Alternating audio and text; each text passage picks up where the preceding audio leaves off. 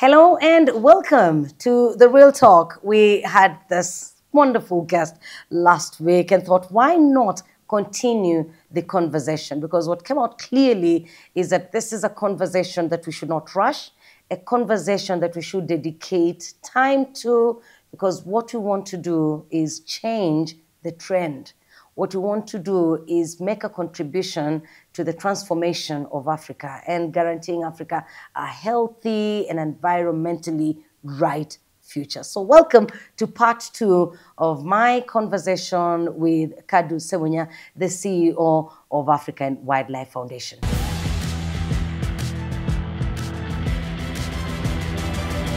Now that we are here on TV and we have a lot of different people watching us, there are those that are just starting to build today. Yeah. What is the answer to that question?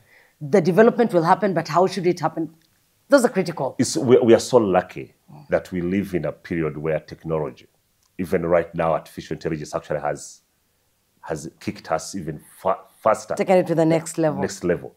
We can actually, for the entire continent, plan a land use plan, a spatial plan with the computer models. We can tell today where it will flood in the next 4 years and what will happen. If I can, we are here in Kigali, I can tell you that based on the activities going on in this city, this is unlikely outcomes given that development trajectory Kigali is taking. That because of ABCD, that area will flood In the next so many years. Yes. You know, so stop building there. Don't settle people there. That this area, the soils are going to be washed away, or this area will receive a little bit of more rain, or the soils are more stable. So this is where agriculture needs to be. Europeans didn't have that chance. We do. This is how lucky Africa is. You know, That's interesting. we can now tell you that these areas are vulnerable. Let's plant trees there. And for young people, we are so lucky, fortunate as a continent. We are the youngest continent. 70% are young people. It's the future labor force. Yeah. You know, Yeah. in 50 years, 4 out of 10 young human beings are going to be Africans. So the consumption, the labor force is on this continent. Yeah. They are more educated than when I was 30. That's true. So they are more They're exposed, more exposed. Yeah. than when I was 30. Yeah. So how we turn that energy, that thinking, those ambitions to solve these problems. And how we educate the young people. And I think how that we the educate packaging of this message as Yes. well. Because as I sit here with you, I'm learning. Like I've just taken, while you're talking, for a moment there, I remembered growing up in a village and I used to go to the river to fetch water. We had this stream where most of the villagers went to fetch water. I just recently decided to pass by that place and it dried up. Yep. It dried up. Human activity. You see, human activity, as you've said. And those days, we all were getting water from one place. Yes. Today, every home has a borehole. Yes. Every home has a borehole made of concrete Yes. and all. And as people you think said. that underground water comes from underground. No, underground water is recharged. It's recharged. It comes from somewhere. It comes from rain. And it comes could run from out springs. if- And it doesn't come from underground. underground, yeah. It moves miles and miles. It's from aquifers that are from far, sometimes across boundaries. You know, so you hear people, oh, we are going to improve agriculture by irrigation, but you're going to cut down a forest. So how is that water underground going to be recharged? Recharged, yeah. It's rainwater. Underground water is rainwater. It just settles in a place because it finds rocks that can't allow it to flow into the ocean. You know, You see, that is the kind of education we want. We all assumed it. Nobody told us it came from the rain, then got stuck somewhere because Yeah. of the rocks. yeah. We all assumed it just comes from down That there. You dig somehow it, down there's a lake. and for Underground as there's long a as lake. we live, If there was whenever we dig, we'll find If there was water. an ocean underground, it would be salty.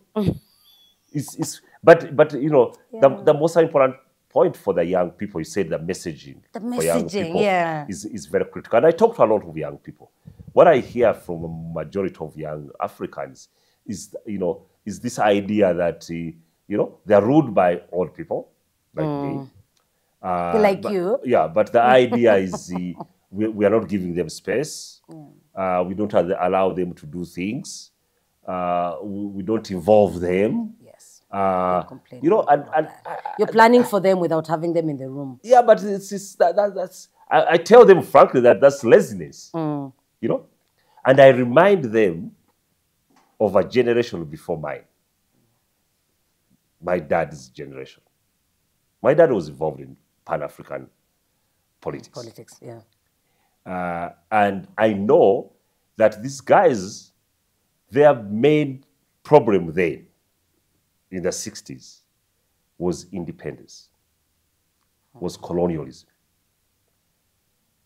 And they said they needed to get rid of colonialism on this continent. They didn't wait for colonialists to involve them, in any planning. They did the planning That themselves. to invite them, that to give them space, that to allow them to do things. They said, we're going to get rid of you. And they said, and how old were they? Nyerere was he's a teenager. Oops. I was going to say they were late 20s. No, Nyerere was a teenager. Mandela's was in the 20s. Lumumba was 21. Them with them, Nkrumah, he was in 20s. These were young These are guys, they say, Kaunda, 20s. Nobody was in their 40s or 50s. No. They were there in 20s. And guess what? They liberated this country. They made mistakes along the way, but they liberated this continent. Worst of all, they didn't have WhatsApp. They didn't have Instagram. They didn't have Twitter. They didn't have Twitter. They didn't maybe they didn't even have electricity. They didn't have. No, just think about it. Just think about it. That Haile Selassie would download a video for Lumumba. Oh, man. Yeah. How quickly that would have been. They were smuggling messages. They would come to Jackie and say, you know what? You are in Mombasa. Can you take this to Nkrumah? Find your way to Akura and tell him that this is happening. Yeah. But these young people who are 20s, They have so much. they- They have this advantage. and they're saying, we need space. We need. Don't wait for the space. No. That's what you're disrupt. saying. Just do it. Do it. This is your content. This is your future. And in 60s, it was independence. Guess what it is today that they need to focus on? Is climate change. In the 60s, the thing that was going to determine the future of Africans was to get rid of colonialism.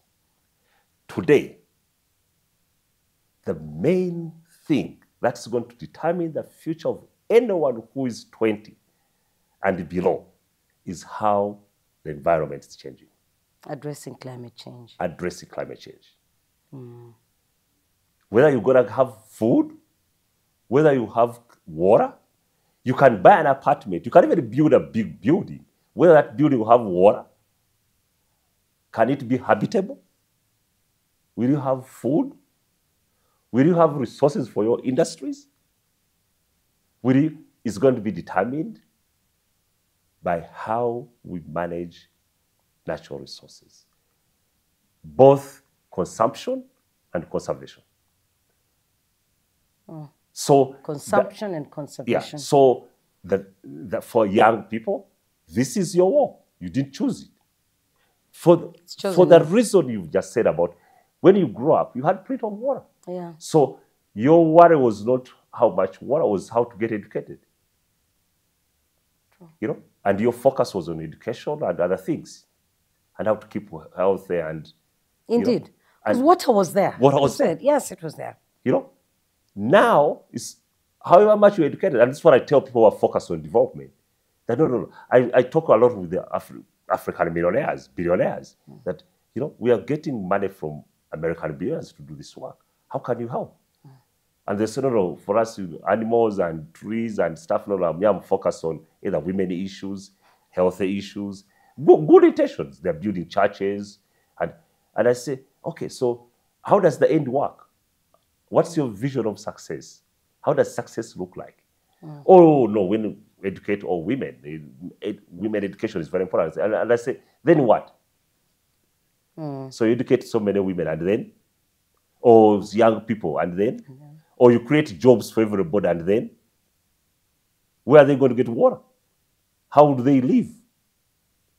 So if their intention is to educate more people, create more jobs for good life, how can good life work with poor air to breathe? How do you determine you have good work when a bottle of mineral water is $40? Is that good life? Or water is only for rich people? Because by then we will all be buying water. Because then we will be buying water. Yeah. There will be no water for free. Yes. That would happen. There was the time we would walk into a restaurant and there's a jug full of water. Yeah. Now you've got to buy. Yeah, now you have to buy. In some places. Yeah. Increasingly. Yeah. So that's climate change is the fight. But even the water you brought up, I'm happy you brought up that issue of the water we buy. Do you know the water we buy, there's no price for water still? Even despite the fact we're talking? No. You ask anyone who produces water, they will tell you the biggest cost for water production is the packaging, transporting, and marketing, and distribution, and labor. Not so the actual when you say product. that, oh, actually, so that's a bottle of water is $1. So what's the price of water itself? No, water is free. The water in that bottle is free. The water in that mineral water bottle is free. Otherwise, it will be very expensive. You see? So that 500 francs you're paying is for the bottle, It's the for bottling. transport, the Just think packaging. about it, honestly. They're bottling it. They're transporting it. They're labeling it. They're marketing it. They're marketing it. You know? You break down those costs, it's distribution, agents. You know? The mineral water itself It's free. is free. We can't continue like this. I have friends at Rwanda Green Fund, and you know, let's talk about biodiversity. Let's talk about carbon credits. It's still something that, as you've said, maybe not many people understand it yet, and yet it's something we could sell to the young people, the future generations. If my generation, your generation does not understand it, how can that be helpful to Africa in future? It's a huge Educate us opportunity. about it. It's a huge opportunity. Commoditizing nature is the future for Africa. Commoditizing nature. Yes. If we can package nature, because that's the comparative advantage we have compared to the rest of the world. The cost of our economic development based on the Western model is that we need to produce a car or a cell phone. The things that go in that car and cell phone is not in Africa. Apart from some of our minerals that still we have to export and then import back. But what we have is nature in abundance than any other continent. What people from other continents will pay for is nature. So, and the beauty of it, especially what we learned from tourism, is an export sold locally. Oh, it's an export sold locally. That's not a good thing. It's a good thing. Is it a good thing? How can somebody tariff you? Oh, there won't be tariff. If somebody came here and paid $1,000 to sell gorilla in Kigali, Oh, that's a good thing. you know? So how can they tax you for? So you are exporting the mountain gorilla Without but you add it necessarily. locally. Okay. I love that. You know? You're exporting the gorilla, Yeah. but you're earning locally. You're Exporting it without exporting you're it. exporting it. Really. You know? So that is in terms of foreign earning. Because we don't have to produce something, ship it, earn the dollars, pay all the taxes or the tariffs everyone wants, and then bring back the foreign currency to our country to invest in other things. This is sold here. So the more we commoditize nature, and that's what the carbon really opportunity it gives us. How does it work? Because carbon is in a simplified way. Please. Africa emits oxygen, especially the forest sector in Africa, emits oxygen than any other forest sector in the world, including Amazon, which is the largest forest. Because of our type Amazon forest does not produce as much carbon as the does not absorb carbon. Does not and absorb. doesn't produce oxygen more than the forests in the Africa. forests in Africa. So when people emit, we all emit carbon, including human beings, including our cows, including our machines we use, including everything. It's carbon. When it goes to the air, it creates an ozone layer that doesn't allow heat. And it hits the world and all these repercussions. So what the science have told us that we need to reduce, and nothing can take that carbon out yet. Once it's in the air. So what the science have told us that we need to reduce carbon. That's what they call carbon emission. Yes. Reduce it. Reduce it. Okay. And pump more oxygen in the air. So Africa, we pump more oxygen and we absorb more carbon. And we are saying someone has to pay for that because there's a cost for us. There's a foregone opportunity. People who are living next to Nyungwe or any other forest here in Rwanda or Mavira forest in Uganda, you know, or Abadeas in Kenya. People who are living next to these forests, if you stop them from cutting a tree, they forego an opportunity than an economic opportunity than people who don't live next to a forest. So if someone is going to cut a forest for charcoal, or to build their house, or to build their houses, and you tell them don't, that means they will build their houses more expensively. Because they will have to go get the trees They have to go to somewhere else. So they are foregoing an economic opportunity and they incur that cost. Okay. So for Africa, not to develop as fast as the speed that all these countries that cut down the forests and did these things to develop, we are foregoing an opportunity and a cost on us. And that's why you say someone has to pay for it. Someone has to pay for that cost. Because we are undergoing we are foregoing an opportunity for others to enjoy this world with the oxygen we emit with the carbon we absorb. That's the simplicity without science. That's what it means. So now, that's interesting. Now, what the market is doing is that people need to come to Africa and say, I want to pay for the carbon in your tree. Because when the trees absorb carbon, they store it. And that's how they grow. You know, the bigger, the more carbon they have. The more carbon inside. So someone is saying they come and measure the carbon in your tree and they say, if you don't cut this tree, I want to pay the tons of carbon in your tree. And there is a price for that. So that's the existing market now. Is that happening already? It's already happening. Interesting. And I don't like it. Oh, you don't like it? No. It sounds like a plan to me. You don't like it. I don't like it because it's like having your pineapples and someone is coming and telling you that your pineapples are very good. Yeah, this is how much they cost. And this is how much I'm paying you. And when I pay you, I don't want you to touch them for 40 years or 100 years. That can't be good for farmers. That is where the problem is. That's where the problem is. That's not good for the farmer. That's not good for the farmer. The farmer hasn't decided the price. Hasn't said the price. You know, hasn't decided the buyer. He hasn't decided the buyer. Also, and he's the one who will keep it there for 40 years. For 40 years. The market I want is you are interested in the carbon, you know, in my tree. Now, I want you to pay for the things I would have benefited from if I cut that. If I cut that tree. That tree in Nyungwe. And this is the price.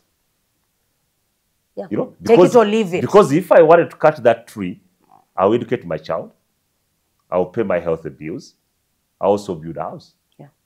So because I'm not cutting that tree, I want you to pay for my health, for my house. I'm just being very, you know. No, but you've explained it in a very simple way. Yeah, that's if the I am not simplistic cutting way. the tree, then pay me the price that can afford me all these things. Yeah. So I'm being simplistic, but that's how it should be. Yeah. It's not about the carbon in the tree. It's about the things that I would have benefited if I had cut down that tree. Right now, the market is only about the carbon, and it's not sustainable. As long as people still demand the things they demand, they'll find a way of cutting that tree. Or another tree you don't know. Or at night when you are gone. Yeah.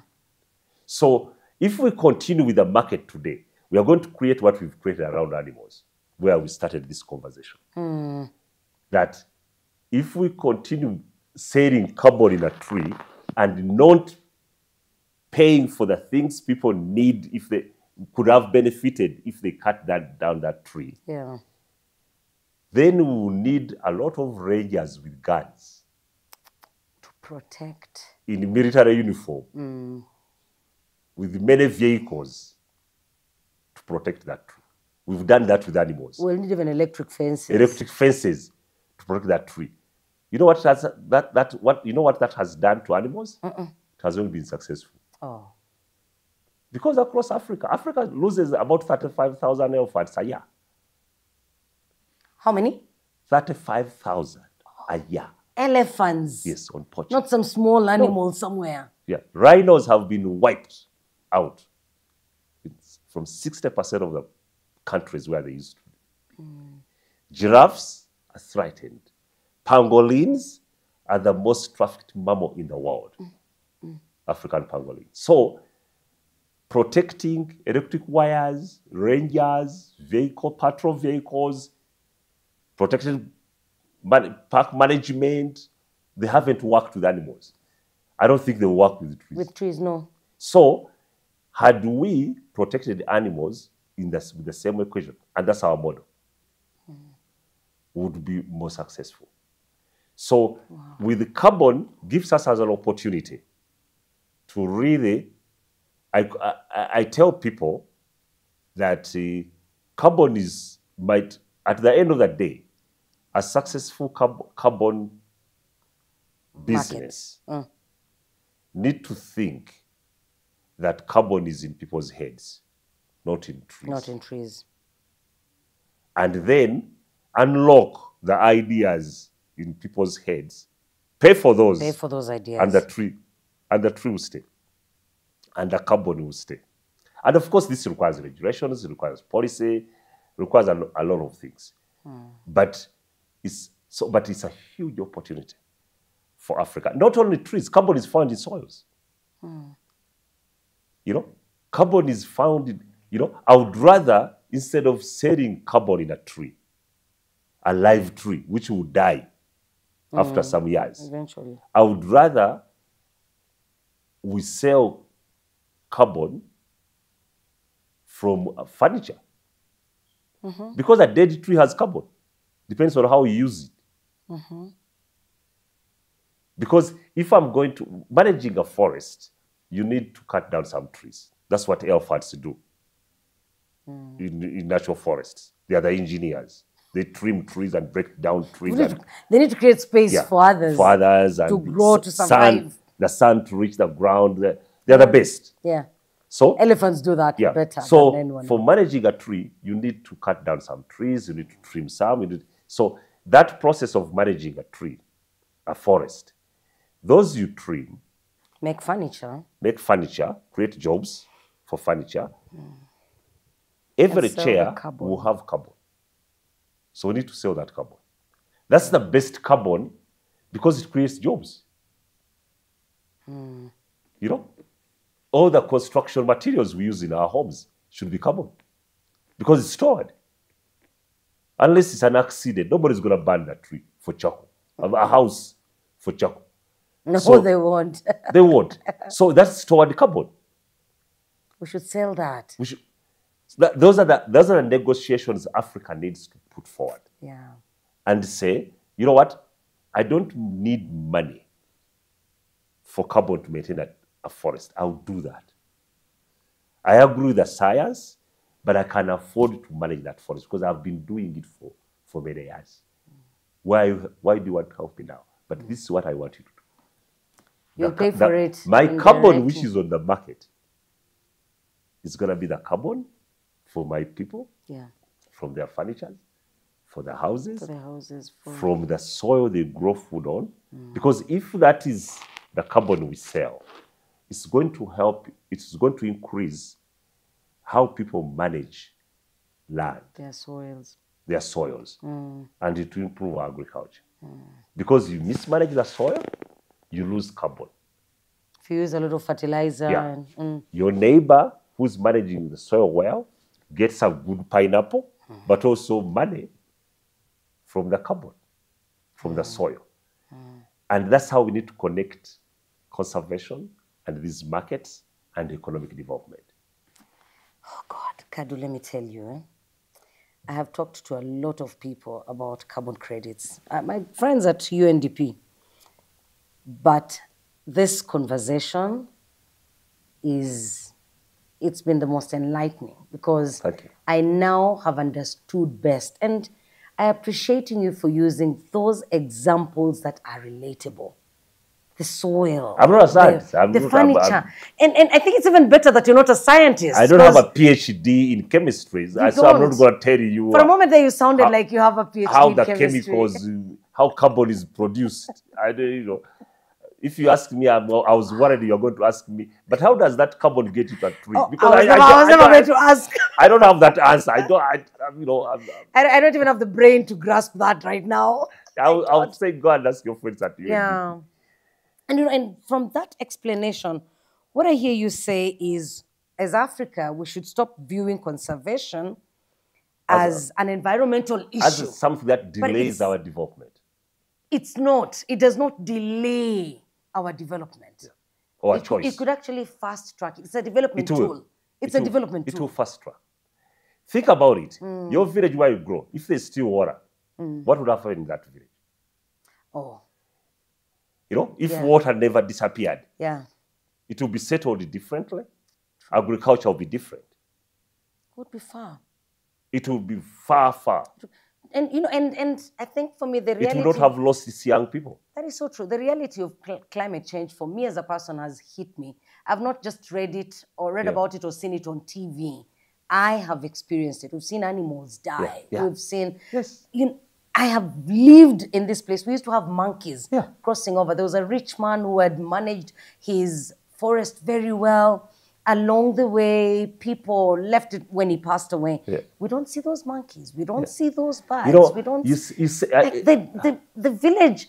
And you know what, by the way, we are all busy trying to turn this village into a small town. Real estate. Oh, yes, real estate. I hear that conversation with Nairobi Park. You see? But you see, you know, I talked about the computer models last time, you know, a couple of minutes ago.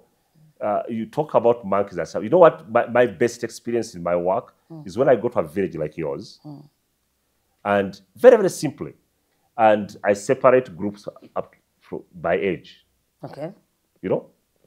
So everybody who is between 14 and 20, put them in one group. 20 and 40 in another group. 40, 60 in another group. If you're lucky, you have above 60, also you put them in another your own group. And then you ask them to drum up of natural resources separately. And you give a set of questions. Anyone can do this and give sets of questions. Same question, when you were 19 or when you were 14, because now the lowest age is 14. When you were 14, where did you draw your water from? You know? When you were 14, what did you see around your environment? What are the things that you used to see in your environment? When you were 14, where did you get your food? You know? Yes. Things like that. The different groups. Where did you get fruits from? when you are 14, different groups, bring them back, and they present to each other. I can guarantee you the group between 40 and 30, they will say they get their water about a kilometer away or 2. They get their fruits from a fridge or a market or somewhere. You know, their source of energy is either the cost of source of energy either is free for those who are 40 and something. For those who are lower, it's very expensive, and it's this and this and this. And once they merge those things, then you ask them why, what happened? Did we get greedy? And then you walk away from the room. You come back after 30 minutes, you find a different conversation and mindset. Because the 40, 50-year-old will tell the young people that, you know, we used to have mangoes all over the village. We never bought fruits. Guavas, we would be walking, going to primary school, and you have these monkeys trees will all come over. and eat. And do you know what monkeys do? Yeah. They plant those fruits all over the place. Some other place. Yeah, they pick fruit from here and go and plant it somewhere else. They plant it. The birds do the same. Then they poop along the way. They fertilize the entire ecosystem. Because nobody actually planted these trees. Yeah, we see the fruits there, but nobody planted or took care of the trees. It's the monkeys and the birds. They manage the ecosystem. You won't have a water source if you didn't have monkeys. Because they plant this tree, they plant the grass, they plant... It's an infrastructure. They need the water. And then you get will your water benefit source from and it protect as your well. water source. So then you start asking, so what do we need to do? It's to really manage our natural resources so that you get... And you see the contribution of all these different biodiversity. Biodiversity is different players. Everything. Biodiversity is everything. It's everything. Yes. It's life. Us, That's animals, it. Yeah, grass, that's it. insects, everything. And we are all connected. You remove one species from nature, you are affecting the system. There is nothing that exists in a place that has no role in that place. And that's why it exists only in that place and not another place. Because it won't survive in another place. What do we do, Kaddu, to make sure, you know, like how we'll wake up in the morning and say a prayer. We'll wake up in the morning and tell ourselves, I am beautiful, I am a superstar, I am all these things. And there are all these aspirations that I have. What do we do to make sure that the people on this continent wake up and tell themselves every morning that biodiversity is everything? I think that... we talk about a lot of economy, we talked about carbon and stuff, because we are trying to work so hard to put a benefit to what people need, so that people are attracted and inspired and incentivized to do something about it. But sometimes people don't have to benefit from something to do it. You know? Not necessarily. They don't have to benefit from something to do it. To do it. Sometimes they need to believe. That they can do Sometimes it? they need to like it. Yes. Sometimes they need to be attached to something. And we have opportunities, you know, because we are so lucky as Africans. Nature determines who we are as a people. You know, our names, our clans, our villages, our connection to nature is natural. Our villages. Kampala is Impala. Nairobi is a Maasai name for water springs. There's no city that is not named or village. Natural Resources.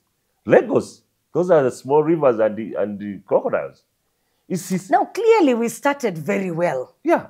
We started very well. In our homes, in the countries, in the cities. As we asked earlier, how did we get here? So, yes. So, to get Africans really moving is really, first of all, as conservationists, we need to change the conversation. It's not about animals. It's about people. It has to start from there. It's about people. Because for the longest time, you've made it seem like it's that story is about animals. Animals are wild. And I'm sure my friends who have done degrees in natural resources and wildlife management, they won't be happy with you. They're not going to be happy with me. But wildlife doesn't need you to manage it.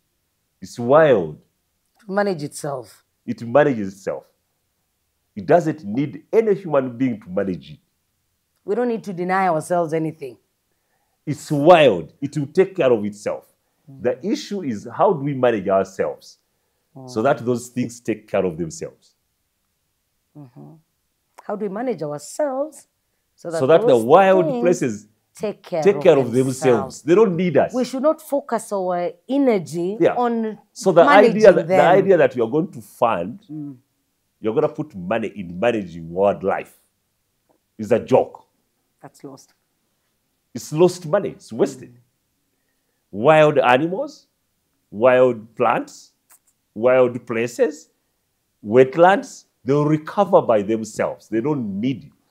What we need to focus on is, how do we manage our societies, our behaviors, our aspirations, in order to give space for nature to manage itself.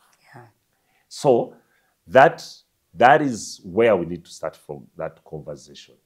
What do we need to do? And from my experience, I've learned one thing. It's going to take the decisions we make as individuals, as households, to make the difference. It's not about our leaders. It will start with us. If you think about how many things a president of a country does every day, I don't want to be president. Neither do I. It's a hard job. It's a lot of work. So for us to say, okay, now help me manage a tree, really? He has so much to deal with. So it's us, as citizens of this continent. Where do you get your water? What do you buy? How do you use your energy? How do you dispose of your trash? How do you transport yourself? You know, where do you buy your things? Do you buy from your local farmer intentionally, so that you support that economy, so that that local farmer gets more income, that they can pay their bills rather than get into poaching or get into cutting trees for charcoal?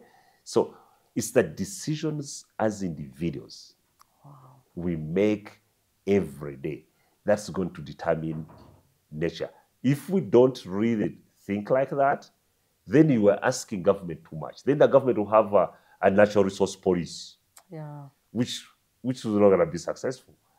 And it will also be taking away from some other critical needs. And it will not be successful. You see now what's happening in the national parks, where we have rangers and guns and cars, and we've not been able to protect wildlife using that. So you see, for Africa to do something, really the solution is the choices, the decisions we make every day on something you are doing, the action you're going to take, something you're going to consume.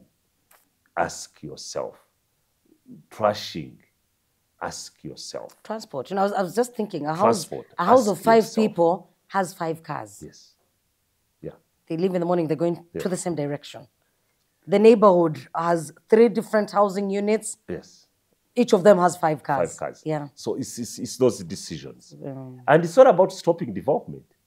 It's choices. Yeah, it's doing it, but doing it strategically. Strategically. Yeah. So a lot of people think that conservation is anti-development. Yeah.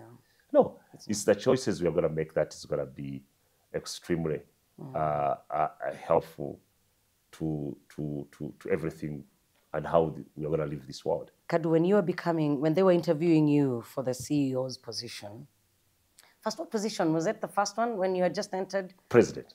Oh, when I started. When you started at AWF? I was a coordinator for funding and policy. Oh, wow. Yes. That was the first job you got. At AWF.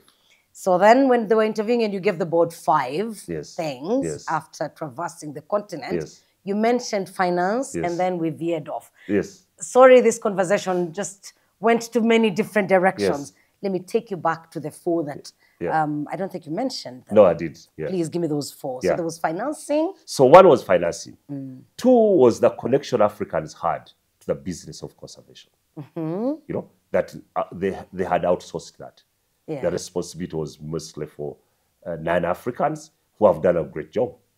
I don't know what would have happened if these international NGOs and others did not come come in. to do conservation. So that was another.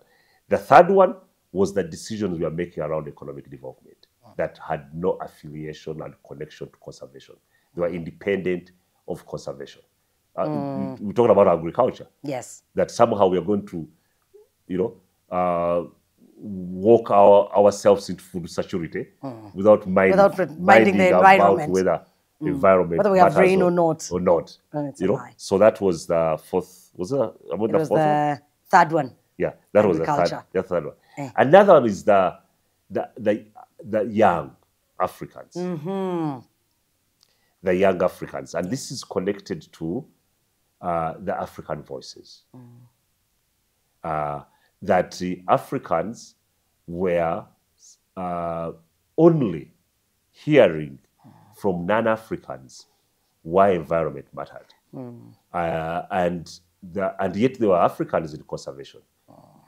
And this come, you put on National Geographic or Discovery Channel or articles or science journals. And, there was a realization from us that perhaps until Africans hear from Africans why elephants are important. Because so many people have said that. Hollywood and others. But these are not people that look like them. Yeah. That the message is not landing. Yes. They needed to hear From one of even them. from the governor of Central Bank. Yes. Why monkeys are important to your medical bill, Yeah. to your budget, to our economic development. If they don't, why should it be important? So, but that was a mess. That was more connected to the people. Then the fifth one. Yeah, the fifth one was the model we have chosen as a continent to manage protected areas that are anchoring majority of the biodiversity. I mean, especially wildlife on the continent is not working. It's too expensive. That it was colonial. That we are going to be successful in managing protected areas with protection. No. Rangers, That model was not going guns, to work anymore. cars. In some places where we work, the helicopters, planes. Now we have snipers. I've been to places where rhinos are protected 24 hours a day with rangers.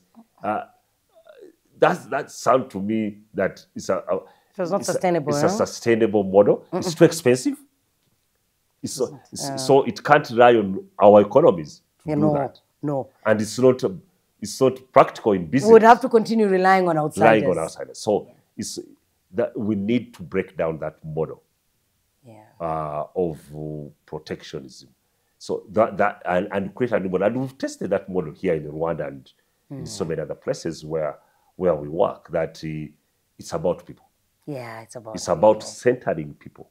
It's about people, Africans' leadership. It's about Africans benefiting from the resource they live next to. You cannot develop a maize economy when people are living next to an elephant. Develop an elephant economy. Develop an elephant economy. Yeah, they cannot be living near a national park. Yes. That science are telling us that it's a huge benefit to us. That is highly valuable. But the people around it, we are telling them, no, you're going to grow tea and cassava and sugar canes and something else for your development. The park is protected. So they have to benefit from that assets that they live next to. So it's people-centered approach and it's cheaper. Because if you do that, where we've done it very successfully, you don't need a lot of guards and a lot of rangers and a lot of cars to patrol and a lot of cars and helicopters and planes and electric fences and it cuts down drastically the cost of conservation. When I went to the last time, and I've been there 3 times, I've done the canopy walk 3 times, and the tour guides. So the last time I was there, there's this guy I had a conversation with, and he said he used to be a poacher Yeah. But today, so then he would kill animals. Today that's he's what success- earning from Yeah. that. That's how success looks like. Yes, and that's good. people don't understand that that model is only here. It's only here. The entire world has national parks. It's not an African thing. But you go to Australian national parks, you go to American national parks, you go to European national parks, you go to Chinese national parks. Rangers have clipboards and pens, Yes. and they're in polo shirts. Yeah. It's only on this They continent. don't have guns there. They don't have guns. It's only in this continent Yeah. that we've turned conservation into. Because the guns are not for animals. The moment I see a guy with a gun, I know that's targeting me. That's mine. Yeah, that's the intention. That's the intention. I am the enemy here. Yeah, to protect people away from wildlife. Yeah. So And away we've from turned people. conservation to a very expensive business Yeah. that African governments and our leaders are saying, it's too expensive, I can't afford it. And I have other things. I mean, I'm leading a country where majority of people are earning $1 a day or living below $1 a day. And you're asking me to spend $4 million on guns and Have uniforms snipers at and the cars and fuel and They might as well airstrips get and- killed if they. Yeah. Yeah. They'll decide you know, that. and then I look at the budget contribution from tourism and I'm like, you know, why would I spend that? So our leaders they are faced with, I talk to them, they are faced with serious problems. Yeah.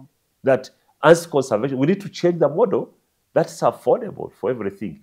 You know, the funniest thing I've found in my work, As we edge towards the end, Yes. Kaddu. Yeah. yeah, in my work is when you go to villages near national park, and the people value a chicken more than an elephant, and more than a leopard, and more than a rhino. And as a conservation, and we 100%. think that there's no problem with that. There should be a problem with that. And we think that, no, we are going to design an education program for people, to raise their awareness who value that chicken. rhinos are more important to them. Come on. They're thinking of chicken and ugali. Yeah. Yeah. You know, how? Yeah. No, but they pay medical bills with that chicken. Sometimes They we do. marry beautiful women With those in chickens. my central Uganda. You give a chicken and you get a very beautiful bride. I'm sure, no, it won't be a chicken now. Kaddu. Maybe that was in the 60s. That's for- It will be several cows. Yeah, no, that's Western Uganda, Not in Central. not the central. Yeah. But yeah, so it's. But I get really- the point. It's Yeah. the value. It's a value. It's the value. The value is very critical. But also, as we close, we talked about the model. The most valuable mammal in most part of Africa is a cow. Yeah. In the rural economy, Yeah. The milk, the meat, the dowry. yeah. Yeah. it's a cow. It's a cow. I've never seen rangers protecting cows No. or policies protect cows. You know, or anti-poaching mechanisms or laws. How come We there are don't not think about them How at come all. there are no people poaching cows? That has yet they're And most yet they are valuable. valuable. They're most valuable. Because they are natural systems, they are customs, they are traditional methods, they are indigenous knowledges, they are bylaws, they are norms Protect. within societies that protect. Protect. There's neighborhood watch. They will know a thief in a village. Yeah. And as they will know a poacher in a village and they don't care. And they won't report him. They won't report it. Kaddu, let's It's not close. normally a man, They but won't- I'll take that. Oh, sorry. They won't report her. No. There's no, it will be a woman. Kaddu, as we conclude, I want us to point out the success stories that if we have anyone who is watching us, they can learn. What are those things that probably 1 or 2 or 3 countries or governments are doing right?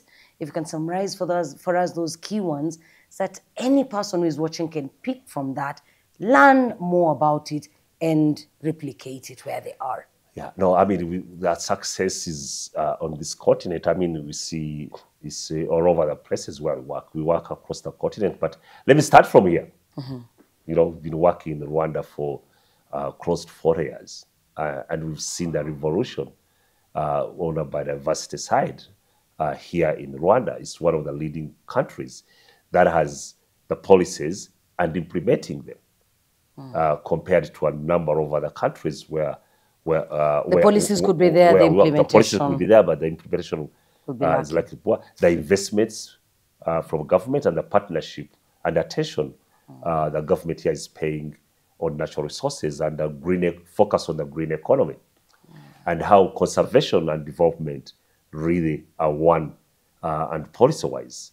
And we've seen what that does. We've seen our communities. The story in Rwanda for us as AWF is my favorite is the lodge in Kinigi with the Sakola community, you know, where we work closely with the government here to create a relationship, economic development relationship with the communities and the mountain gorillas. And we built a community high-end lodge, the first one in this country, where people are paying more than $1,000 a day. But it's owned and belongs to the local communities. And averagely, this lodge is pumping more than close to $500,000 annually to the local economy. So there's so many things that what has enabled that very good environment, good policies, good systems here.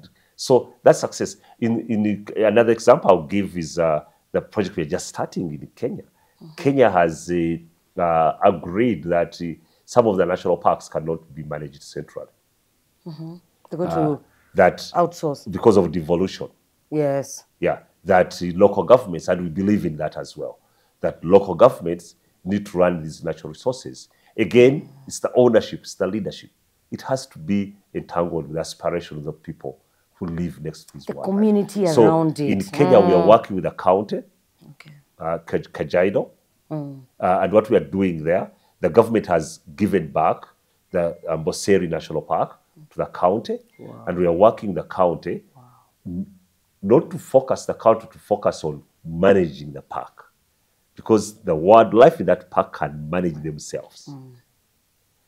So we are focused on the county to build an ecosystem so that the park lives in a biosphere where there are people, where there are economies, but the people and their economies need to be compatible to the park. So we are doing a master plan, special planning, I talked about earlier, for the entire county, determining where agriculture is best, where settlements are best, where economic infrastructure, the roads needs to be, areas that are likely to flood, that takes agroforestry activities, for what bankable economic bankable projects for the communities, and how You're doing that now, and how those are compatible. So that's exciting for us, and I think that's the model. And you're doing this for the first time. The Kajiado is like a pilot. we are doing the first. The model we did here, we are replicating it across the continent. Fantastic, fantastic. Thank you, Kaddu. Thank you, Avi. You're doing an amazing job, and thank you so much for educating the rest of us and doing so in the simplest language, simplest terms. And I think for me, my takeaway, I don't know if you have something that, if the viewer decides to forget anything from this conversation, what is it that you wouldn't want them to forget? Every action you do, it's up to the actions, decisions, and the way of life you choose as an individual. That is going to determine the future of this continent. Nothing else. It's not about your leader. It's not about your national policies. It's what you as an individual decide to do, how and where. That's more important. Thank you for your time. Thank you for having me. My pleasure. This has been such a wonderful conversation, and I hope that it has left you educated, inspired, and all psyched up to protect the environment. And what's come out very clearly for me is that there are things you might not see, but they impact your life. And this you have, whether you like it or not. And so let us be wise. Let us support the conservation efforts in our communities. But I think above all, let's make the right decisions and choices in our houses. Thank you so much for having been part of the conversation. This has been a long one indeed. Part 1, part 2. I have no doubt. My guest was Kaddu Sebunya, the CEO of African Wildlife Foundation. Please go to their website, find them on the different social media platforms to have an interaction with their work. A big thank you to Mythos Boutique for hosting us, and we look forward to seeing you again next week. God bless you.